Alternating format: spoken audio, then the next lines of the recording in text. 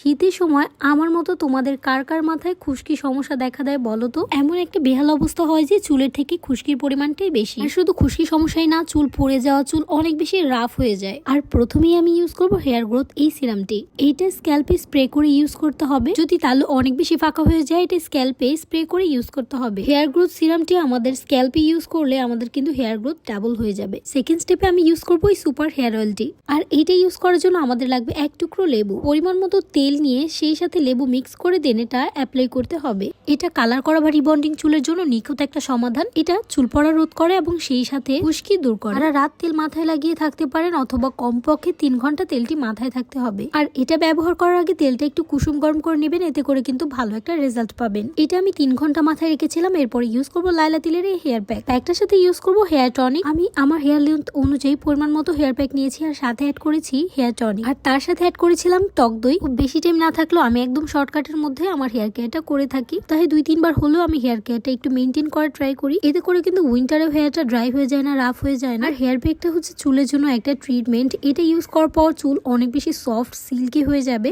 পার্লারে কষ্ট করে না গিয়ে বাসা বসে কিন্তু এই টিপ ট্রিটমেন্ট গুলো খুবই ইজিলি নিতে পারেন। এটা আমি একদম সম্পূর্ণ চুলে ইউজ করেছি আর এটা আমি রাখবো প্রায় 30 থেকে 40 মিনিটের মতো। পরের দিন আমি জাস্ট শ্যাম্পু দিয়ে পুরো চুলটা ওয়াশ করে ফেলি। এন্ড দেখেন আমার চুলের রেজাল্ট কত সুন্দর। মাশাআল্লাহ বলতে তো একদমই ভুলবেন না, বাট চুলে যে শাইনটা এসেছে সেটা কিন্তু পার্লারে গিয়েও 1000 টাকা খরচ করলেও আসবে না। এই সবগুলো প্রোডাক্টই পেয়ে যাবেন কোকো সিজেমি অয়েল ফেসবুক পেজে।